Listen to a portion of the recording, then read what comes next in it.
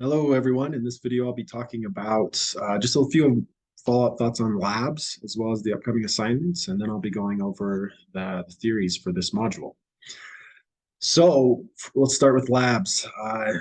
I hope that you're probably already naturally doing this, but it was packed. Labs, can bring up a lot, uh, and it's a lot packed into a small time frame. So I hope you take some time to reflect on your learnings, reflect on, maybe there's growth areas that you're noticing. Maybe there's personal growth that needs to occur as well. So I hope you take the time to reflect on that, and also to take care of yourself. I think it's important to be considering, especially when we're going through something like a counseling program, to like always be remembering back, what nourishes me, what nourishes my soul, my spirit, what forms of self-care encourage me to stay energized and motivated. And I think a really, really important thing is, who can I trust with my more full self, my fuller self? Who can I talk to about some of the changes I might be going through, and kind of who I am, my personhood.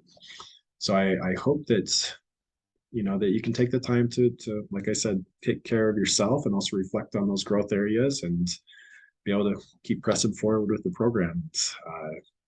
But yeah, I just wanted to briefly kind of bring up those ways to nourish and care for ourselves. So really quick with the upcoming assignments, I've already, in the last video for Module 7, I talked a bit more about the personal values and counseling reflection paper, but I just want to remind you it's due on the 28th of October. So this first week of the module, this is a 2-week module, so that's due at the end of the first week of this module, and then the discussion board for the following week. So the first original post due on November 2nd, Wednesday, and peer responses due on November 4th. So if you have any questions, don't hesitate to reach out to me. I'd be happy to chat. I'd be happy to help out with the personal values and counseling paper. I know some of you have already been reaching out, so that's great. And yeah, I'd be happy to explore whatever you need to.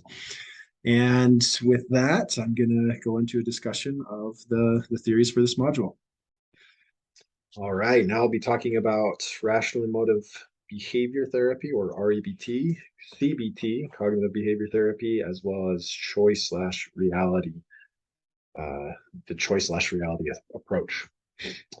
So I'll start with REBT, and I'm not gonna, as usual, I'm not addressing every single facet of these theories, just some of the key points that are standing out that I'd like you to note. But obviously, additional resources are in the video demonstrations as well as in the Corey 2021 text. Okay, so some of the core ideas behind REBT is that the symptoms, whatever challenges that the clients are feeling, it's usually like their reactions. They're evidence of faulty thoughts, according to this approach. So faulty thoughts would then influence, how someone chooses to behave and how someone's feeling. So Albert Ellis was really focused on how can we focus on those faulty thoughts and be able to restructure them so that they're no longer faulty. Then we won't have these emotional reactions and these problematic behaviors. So it's very much kind of like a learning how to replace belief systems and those faulty beliefs. So, in the book, it kind of talks about the ABC approach. So, and we talked about this actually with the behavioral approach as well, but it's a little bit different for Albert Ellis. So, the ABC approach, as also talked about in the Corey text, is that there's some sort of activating event. Something happens that kind of triggers this response in the client, and then let's skip B for now. In C, that's the emotional consequence. Is how I've kind of made sense of it. So there's some sort of event that leads to this emotional consequence or behavioral consequence, but often emotional consequence. And what's in the middle is that belief. So depending on what happens in this activating event, then what's thought about it, that then leads to this consequence. So restructuring that middle B belief is really important. So I guess, we also have the ABCD would be then disputing that belief, and E is, finding a new effective philosophy. And I think a big part of this that really stood out to me is that Albert Ellis really seemed to want to accept the client's thoughts, help them accept themselves as they are, accept their thoughts as a precursor to then, okay, now you accept and you're aware of your reactions and your automatic kind of faulty thoughts, and now we can work to change them. So some of the techniques that I noticed and just kind of the process is that, the counselor would often be a teacher, like an educator or a guide of how to go about that faulty thought reconstruction process. So homework would be given, bibliotherapy. So maybe using, books and other, resources and worksheets to kind of work through some of those faulty beliefs. A lot of it is in kind of helping the client change their language, change how they choose to kind of like self-talk. So psychoeducation would be a part of that as well as, like role playing. Uh, so if the client has this belief that they're not smart enough, maybe they fail an exam, that's the activating event, and then they're just distraught, is the emotional consequence. The belief might be like, oh, I failed this class, therefore I am a failure. So that would be an example of a faulty belief that then you can kind of restructure that. Okay, I failed one exam. That maybe doesn't mean that I am a failure. It just means that I struggled in this moment with this material. Uh, so that kind of then does lead to cognitive behavioral therapy and Aaron Beck's approach. And there are some connections between these, but just to shift over to Beck, I view some of the core constructs for Beck as, really emphasizing cognitive distortions. I think that's kind of synonymous with Albert Ellis's faulty beliefs. But cognitive distortions, they're addressed in the Corey text on page 283 and 285. Let me open up to it really quick. 283 and 284. But there's also an additional like list of cognitive distortions that are in some of the supplemental materials and just some of the online resources for this week. So I encourage you to look at that list too. I think it's a little bit more user friendly and reader friendly to make sense of some of those distortions. But I'd encourage you just be thinking about, what stands out from some of these cognitive distortions. You might be able to see yourself in some of these distortions. I could, sometimes especially when I'm vulnerable, I shift back into, like, I kind of regress back into previous ways of making sense of events. So like I can get trapped in some of these distortions again. Uh, yeah, so I think this is a good start in the text, but also some of those online resources are helpful to kind of wrap your mind around what is some of these cognitive distortions. I really appreciated in the video demonstration for this week as well on CBT, where it talked about, what are those automatic thoughts? We got a big part of CBT is recognizing, okay, what are automatic thoughts? We're going to have, life events occur, like, once again, failing the test. And then there's an automatic thought. The example that I just gave before is like, oh, I'm a failure. That's an automatic thought, but like, ooh, that might be, I guess that's kind of actually addressing back to a core belief that I'm not good enough. I am a failure. I'm not good enough. So somewhere in their history, the client has developed these core beliefs, these core negative beliefs, but then they automatically surface throughout their life. So being able to work through and restructure, and help them kind of fight those distortions can lead to new automatic thoughts and more flexible thoughts about the situation rather than just trusting right away that first automatic thought. Let's see. So yeah, a lot of in the video they also talked about how there is this emphasis on, how can we try to find new thoughts or create new thoughts, as well as, new behaviors that can reinforce each other better. So, it's kind of this idea of this connection between our thoughts, feelings, and behaviors, is that if we behave differently, that can change the way we think. If we think differently, that can change the way we behave, and then that'll shift how we feel. So in this approach, the client is definitely a learner. The counselor is, once again, a little bit more of this expert role of the process of, thoughts and cognitive distortion. So a little bit of a teacher role in teaching the client to notice these core beliefs, notice when they're kind of being trapped in those automatic thoughts that are kind of sparking back to those core beliefs. And just briefly, like Podesky and Meichenbaum, they added some thoughts to CBT. So I just wanted to briefly, mention them, that Podesky really brought in the assessment of strengths and bringing in, what's working well, how can we collaborate, and really kind of bring this positive psychological perspective of, let's also emphasize your strengths. Mike and Baum, I see, kind of brings in a little bit of the narrative and kind of the intersection of narrative with cognitions, and how are the stories we tell ourselves really matter. And like having more flexibility in the internal stories that we tell ourselves could be an important part of reconstructing our thought processes. So one just thought on, like, from a multicultural perspective is, I think we need to be careful too about challenging core beliefs, because perhaps there's a core, cultural belief.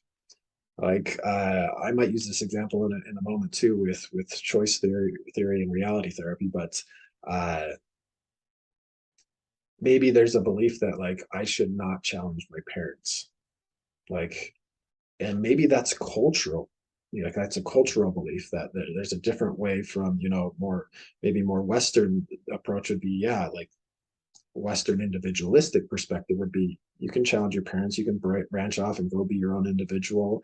But other cultures that are much more collectivistic, that might have a very different internal reaction that's based on kind of their cultural frame of reference, where it's not about, oh, I'm not necessarily afraid to, challenge my parents. It's just something that, uh, how to word this?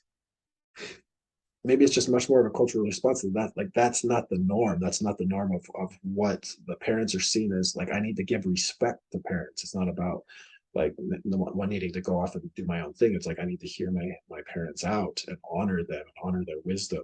So I think when we're applying CBT, we need to be thoughtful of culture and how that impacts some of the beliefs, that are being processed and made sense of. Kind of always having that cultural lens.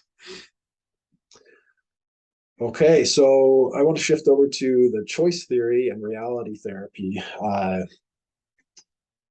So it was really interesting to me that this theory seems to cover quite a bit of ground, especially the emphasis that was on relationships. That, in choice theory, there's this idea that, most issues kind of come back to our relationships in the end. And that kind of, I think, goes back to the five needs of survival: love and belonging, power, freedom, fun. Love and belonging might be a really central one. As humans, other research has been done of just like we're kind of wired to connect with each other. We'll talk a little bit more about that in the relational cultural theory later on in the semester, but love and belonging can really be a central, obviously, factor in how we make sense of life and those needs that we're seeking to appease. So if relationships aren't going well, then that can obviously significantly impact the individual. But I really liked it. So if you haven't watched the video demonstration yet, please do, because I think the example of choice theory and reality, the reality counseling approach, they bring in these five needs. But really, the client was just, and the counselor just emphasized the love and belonging need, because that seemed to be most salient for the client. So all of these don't have to be addressed with the client. It's just what's salient. They also, in the video, talked about the quality world, and kind of helping the client to describe and determine what would that quality world look like. What are our core inner desires, and what's most meaningful? Like, kind of what would that ideal world look like? What do we want it to look like? And then that often will relate back to those five needs. So all of these principles are kind of interconnected with choice theory, of like, they kind of help us conceptualize and make sense of, okay, what's happening for the client. Kind of helps us have different entry points into, like, oh, okay, here's what to look for. Oh, I'm noticing this, it's reflected back here. So that can help orient you to, like, what's happening for the client. And I think the video demonstration helps see that interconnection. Sometimes they're talking about the quality world, sometimes they're talking about, love and belonging, and then, also about the WDEP system that we'll talk about in just a moment. So those are some of the key principles from choice theory, not an exhaustive list, but some of them. So then reality counseling or reality therapy, uh, really kind of emphasizes choice. Choice and responsibility are significantly emphasized, and there's the connection between some existential beliefs and philosophies with kind of the cognitive approach. uh, there's not a big emphasis on symptoms necessarily. It's a little bit more on like, what do you want from your life, rather than what's not working and what's not. So it's less like, let's emphasize that, but let's emphasize this quality world that you want to move towards. So let's go to the WDEP system. I think this can, like the video demonstration really kind of helped, I think, translate how this theory might look in a helpful way, by saying, you can start with, what does the client want? That's the W in the WDEP system. So exploring that, what do you really want? It could be from that particular situation that they're facing. So the video demonstration is kind of talking about the mother's relationship with the son and how there's some friction there. So an exploration, so what do you want your relationship to look like? And then kind of going to the D is the doing. So what are you doing? What direction are you taking to lead to that desire, that what you want from the relationship? What are you doing to lead to that want? And then the self-evaluation. So evaluation is the E in the system. So really being thoughtful, and I really like a quote from Wobelding, conducting a searching and fearless self-evaluation is the royal road to behavior change. So that self-evaluation, that fearless and searching self-evaluation can be really important to, actually leading to change. So it's like that thoughtful, deep understanding of, okay, why do I want this? Why am I taking these certain actions? Maybe some of the things that I'm doing are actually sabotaging what I really want. So having that thorough self, evaluative process going through that is really important. And then the P in the WDEP system is planning. So actually making plans. So now that I've thought about what I want and what I'm kind of doing, or what I have been doing to lead to that, now that I've kind of evaluated my intentions and my beliefs and my perspectives on this, now I can make a plan to actually move towards that want. That's also probably deep connected back to maybe love and belonging, or some of those other principles from choice theory, and that are leading to this quality world.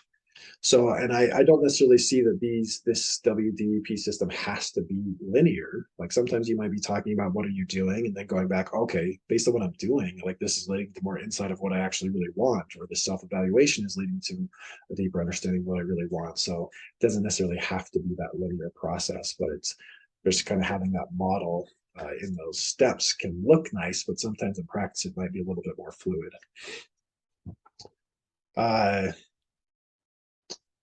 Yeah, I just want to also be thinking about this multicultural lens as well with this approach. So one critique is that, the choice theory and reality therapy or counseling may not always acknowledge the external influences. It's a little bit more like individualistic, or it can be. So I'm a firm believer that any of these theories can be adapted to, be culturally relevant. Like I think that's just kind of our charge and what makes sense. But if not thoughtful, I think it can be a little bit more on the continuum of the individualistic side of focusing on these, the individual perspective. And going back to that example of, like I can't challenge my parents, uh, that just I think being thoughtful of where is that intention coming from. If the client, says something like that, it might be culturally appropriate. Maybe they're just, wanting to honor their cultural tradition and they're okay with that. Maybe it is that there's a fear, that they're afraid to challenge their parents, but they actually do really want to, So sometimes a big part of the multicultural awareness is being able to be aware of like, okay, what's surfacing in the client might be just a cultural norm that the client's at peace with, and maybe it's not. Maybe it's something, maybe there's some other block. So I think, but always being open to considering how this might just be culturally appropriate is an important piece, so that we're not imposing like, you must think this way, this is the right way to think from this approach. But yeah, really honoring that client perspective can be really central. Okay, so those are just some of the key thoughts that I have for this video. And if you, obviously we'll be addressing it a little bit more in the discussion board, but if you also want to chat about it more with me, don't hesitate to reach out. I always enjoy meeting one-on-one with students. So I look forward to learning with you some more.